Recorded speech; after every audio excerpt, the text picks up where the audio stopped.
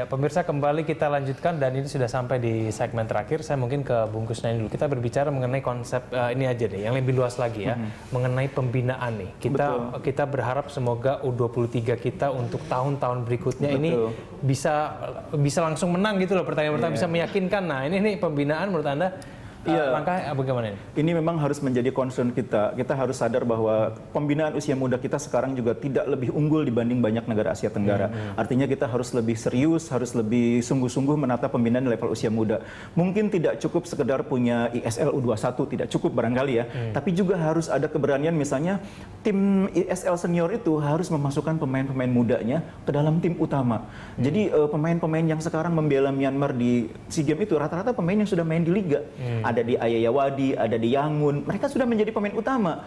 Nah, pemain kita yang menjadi pemain utama di klub-klub ESL atau divisi utama kan masih hanya beberapa orang. Nah, harus ada keberanian untuk memberi kesempatan pemain muda tampil di ajang senior dan menjadi pemain utama, bukan sekedar bagian dari skuad tapi cuma memanaskan bangku cadangan. Itu belum tampak ya sekarang ya? Belum, kalau bisa menurut saya jadi regulasi. Semua tim harus memainkan pemain yang di bawah usia 23 minimal 2 orang katakan. Jadi regulasi, dengan demikian akan ada upaya memaksa. Karena situasinya kita kan memang sudah ketinggalan. Jadi harus ada upaya terobosan, upaya memaksa memasukkan pemain muda itu akan menjadi semacam dorongan bagi klub-klub untuk lebih memberi kesempatan. Tapi bukan sekedar itu, ke bawahnya juga harus diciptakan wadah. Sekarang ini saya pikir level pembinaan di bawah ini dari 21 ke bawah kompetisinya belum terlalu bagus. Kalaupun ada, levelnya masih di Jabotabek ya. Karena emang sudah ada Liga Pertamina ya di Jakarta usia 18, usia 16, tapi kan baru Jabodetabek. Bagaimana dengan di Papua? Bagaimana dengan di NTT, di ND? Bagaimana dengan di Palu sana? Jadi harus ada keberanian dari pemerintah untuk dukungan dari pemerintah, bukan hanya PSSI. Karena PSSI tidak punya cukup uang untuk melakukan ini. Makanya saya bilang PSSI dan pemerintah sebetulnya harus bergandengan tangan. Karena pemerintah yang punya uang, pemerintah yang bisa membantu. Dan dalam kondisi seperti itu, pembinaan usia muda sangat membutuhkan dukungan dana, tidak hanya dari pemerintah, bahkan dari swasta juga. Oke, Bung Ibran, Anda setuju tidak kalau selama ini tuh mungkin kita punya banyak pemain berbakat, tapi gara-gara pembinaan yang mungkin belum maksimal ya jadinya nggak sehebat sesuai dengan bakatnya. Itu Anda dulu betul. alami Memang itu tidak? Pemain baik itu dari kompetisi, pemain besar karena kompetisi. Jadi kalau tidak ada kompetisi tidak mungkin lahir pemain yang baik ya. Seperti katakan oleh Bung Kusnaini, memang kita harus mempunyai kompetisi di level junior. Karena timnas yang bagus ya harus kompetisi juga yang bagus, karena kompetisi itu kan menciptakan pemain bagus. Ya, dan 1 tahun ini saya melihat memang Suratin mulai digulirkan lagi, ya itu artinya mereka PSSI mulai menciptakan kompetisi untuk pemain muda. Ya saya pikir inilah yang harus kita yang harus kita terapkan, karena kalau tidak kita ketinggalan jauh dengan Singapura, Malaysia. Malaysia itu punya sistem itu dari mulai U15, U18 dan seterusnya. Kalau berkaca ke negara lain yang sepak bola mungkin lebih maju, memang pembinaan itu dilakukan dengan usia yang sangat dini, karena inilah bentuk investasi dari dunia olahraga ini sendiri dan tidak ada yang instan kemudian hasilnya ya. Dengan adanya pembinaan yang berjenjang, itu pemain juga akan berjenjang. Jadi kalau pemain yang sekarang menjadi pemain U23, itu sebelumnya main di timnas U15, U17, U19, itu tidak ujug-ujug ada di tim U23. Imran juga dari tim U16, U19, junior sebelum akhirnya jadi senior. Tidak ada yang instan dalam sepak bola, semua dibangun melalui proses, dan prosesnya itu memang melelahkan dan butuh kos besar.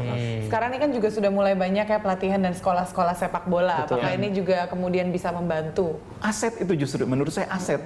SSB-nya banyak, wadah kompetisinya mana? Setiap hari berlatih sepanjang tahun. Kalau nggak ada kompetisi, nggak ada turnamen, itu nggak ada evaluasi. Karena lama-lama bosan juga latihan. Bagi seorang pemain itu kan kalau cuma latihan tidak ada kompetisi ya sama gitu. Nah ini minimnya kompetisi kita itu disebabkan kenapa nih ngomongnya? Jadi kalau di level senior, kompetisi itu bisa dihidupi dari sponsor, bisa dihidupi dari hak siar televisi. Seperti Berita Satu kan juga punya hak siar televisi. Tapi kalau di level usia 16 ke bawah, siapa yang mau menyiarkan? Itu semuanya kos, semuanya biaya. Makanya saya bilang tidak cukup, PSSI mungkin tidak akan cukup punya uang untuk membiayai kompetisi itu. Dibutuhkan partisipasi pemerintah, partisipasi swasta. Makanya harus bergandengan tangan, PSSI, pemerintah, swasta. Karena ini tidak bisa dilakukan sendiri. Semuanya harus bergandengan tangan karena kosnya besar. Padahal ratusan juta kita itu penonton sepak bola terbesar di dunia ya. Kenapa ini asetnya nggak dimanfaatkan gitu ya? Tapi kalau penonton juga bisa mengerti bahwa kompetisi junior ini kemudian adalah sebuah bentuk investasi, tentunya akan lebih banyak dukungan mengalir. Anda setuju tidak? menjual pertandingan di usia muda itu tidak mudah. Jangankan dijual tiketnya, disuruh nonton gratis saja nggak mau. Betul. Dan kalau mereka ikut turnamen, bayangkan sebuah SLSB ikut turnamen, itu nggak ada insentif apa-apa. Hadiah uang itu tidak ada. Ibu-ibu, anak-anak itu yang patungan. Dan itu menjadi sesuatu yang ironis gitu.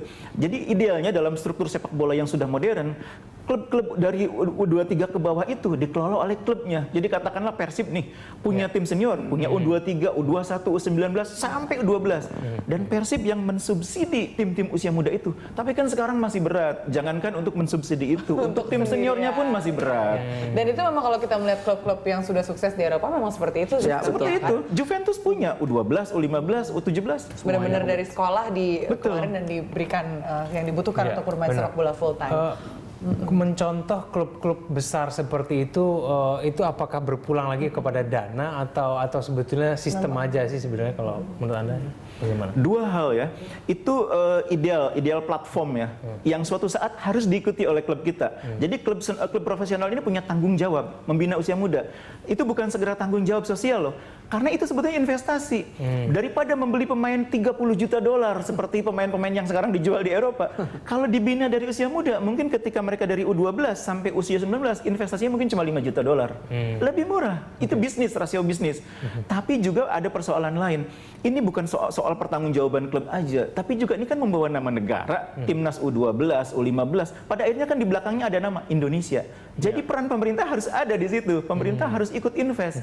Dan fungsi pemerintah dalam hal ini saya pikir titik beratnya di pembinaan, bukan di sepak bola profesional. Karena profesional harus bisa menghidupi dirinya sendiri. Nah, kalau Bung Imran dulu bagaimana? Kompetisi hanya mengikuti jenjang itu aja atau ada kompetisi lain? Kalau kita dulu kan ada jenjang ya, ada suratin, ada popnas, ada suratin, terus langsung kita ke senior ya. Karena kalau saat ini memang sangat sulit. SSB banyak, akademi banyak, tapi kompetisi sangat jarang. Itu yang harus dipikirkan oleh pemerintah maupun PSSI. Padahal meskipun kemarin dikit, tapi Bung Imran bisa aja ya tembus sampai level nasional gitu ya? Karena dulu kita memang mempunyai program sekolah di luar ya. Dulu kan kita sempat ngelatih di Itali, beberapa tahun kan. Jadi kita mempunyai modal itu. Ikut kompetisi, tidak hanya latihan, tapi kita mengikut kompetisi di salah satu di Itali. Apa yang berbeda dengan sistemnya sekarang ketika itu tidak terlalu lazim lagi dilakukan? Iya, pembinaan seperti yang Anda dapatkan. Iya, kalau dulu kan memang kita memang main bola tuh betul-betul kita dari hati ya, mempunyai kemampuan ya. Ketika datang ke lapangan ya kita main bola. Tapi di saat ini saya melihat memang mereka hobi tapi mempunyai semangat untuk menjadi pemain nasional, dan salah satu membuat kita berkembang itu dari kompetisi. Oke. Baik, ini banyak juga yang menyarankan supaya kita itu meniru bahkan mengirimkan pemain-pemain kita itu ke luar negeri. Nah, menurut Anda, mungkin juga bungkusnya juga mungkin menambahkan, apakah memang jaminan juga ini kalau kita ngirim pemain kita ke sana berlatih dengan klub asing begitu, bisa kemudian kembali jadi lebih jago gitu? Akan ada peningkatan kualitas. Kalau saya tidak juga ya, seharusnya mereka harus datang, mereka harus ngasih kepelatihan buat pelatih kita bagaimana mengajar pelatih agar supaya mereka bisa melatih dengan baik. Tapi kalau kita ngirim tim keluar itu memang ada manfaat juga, tapi menurut saya tidak efektif. Paling 2-3 pemain yang berhasil. Keseluruhan saya pikir tidak. Mendatangkan pelatih dari luar ke dalam, apakah ini sesuatu yang lazim dilakukan dalam sepak bola? Ini harus simultan ya, harus simultan. Mendatangkan pelatih itu penting supaya ada transfer teknologi buat pelatih lokal. Tapi mengirim tim mungkin tidak tepat ya, kosnya besar. Kita sudah melihat contohnya tim Primavera, tim Garuda. Saya pikir itu akan sangat besar kosnya kalau dalam kondisi sekarang mungkin akan mahal. Yang efektif adalah kita kadang-kadang punya pemain yang talentanya luar biasa, tapi kalau bermain di level Indonesia saja mungkin akan sulit berkembang. Nah, itu mungkin tugas PSSI ya, mengirim mereka ini dititipkan ke klub-klub besar di Eropa bermain di sana. Karena hal yang sama dilakukan juga oleh Thailand. Thailand itu pemain-pemain berbakatnya dulu ketika owner Manchester City adalah orang Thailand, dititipkan di Thailand, bermain di Thailand, bermain di Manchester City. Meskipun mereka tidak menjadi pemain utama, tapi minimal berlatih sehari-hari, menghirup udara profesional, berlatih bersama pemain profesional sehingga levelnya sedikit lebih baik.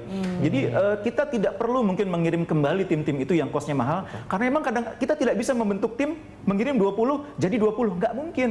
Dari 20 yang dikirim mungkin hanya 2-3 yang menjadi pemain profesional. Jadi daripada kita buang biaya banyak, yang betul-betul berbakat kita titipkan di klub-klub Eropa. Ada kerjasama PSSI katakan dengan Ajax, kerjasama PSSI katakanlah dengan klub Serie B Italia, yang bagus itu dikirim ke sana. Ya kalau mereka bagus, mereka dengan sendirinya akan diambil oleh klub. Kalau nggak bagus, ya minimal punya kesempatan berlatih di sana. Perbedaan apa yang paling mencolok dengan kita di sini dengan luar negeri? Kok pelatihan itu apa? Yang bisa mengembangkan pemain bisa? Yang pertama iklim kompetisinya. Jadi di sana itu kan kompetisi seperti yang saya bilang tadi, di level segala usia tuh ada. Jadi kita mengirim pemain di usia berapapun di sana ada kompetisinya rutin, sehingga di sana mereka betul-betul terasah dan berjenjang.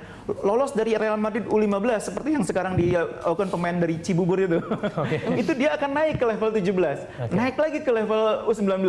Dan kalau dia berprestasi bisa naik 2-3 Real Madrid B, siapa tahu mudah-mudahan Dava bisa menjadi pemain Real Madrid senior. Amin. Ya. Ini selain terakhir ya, karena waktu kita juga sudah mau habis, selain iklim kompetisi dan juga pembinaan usia muda yang sangat serius, apa yang harus dilakukan pemerintah dalam waktu dekat untuk meningkatkan Garuda Muda kita supaya jangan keok gitu ya di SEA Games dan seterusnya? Iya, dalam konteks ini saya pikir persoalan induk organisasinya dulu harus selesaikan. Induknya dulu harus selesaikan dengan cara apapun, itulah pokoknya harus ada penyelesaian. Induknya induk aja lagi ada masalah gitu. Apalagi kalau induknya sudah bisa diselesaikan, maka grand design untuk perubahan itu bisa dilakukan. Tapi kalau induknya belum selesai, kan grand design apapun tidak akan bisa berjalan. Baik, gimana Bung Geprak? Ya sama seperti kata Bung Kostani, kedua kubu ini harus duduk bersama, mereka harus ngobrol cari solusinya supaya kedepannya akan lebih baik lagi. Apalagi kan masih ada nih kita nih besok melawan Kamboja. Mungkin dengan adanya seperti itu, anak-anak termotivasi untuk bisa memenangkan pertandingan di laga sisa nanti. Oke, baik, kita tunggu nanti bagaimana performa dari tim kita ya, mudah-mudahan menang. Baik, terima kasih Bung Ibram, juga Bungkus ini, terima kasih. Ya, dan pemirsa demikianlah Dialog Landstalk hari ini. Anda dapat mengirimkan informasi dan saran kepada kami lewat email di news@berita1.tv. Ya, Anda juga dapat follow kami via Twitter, Facebook, juga YouTube. Nantikan Landstalk setiap harinya pukul 13 hingga 14 waktu Indonesia bagian Barat. Saya Amanda Cilinta. Saya Kevin Egan, terima kasih dan sampai jumpa.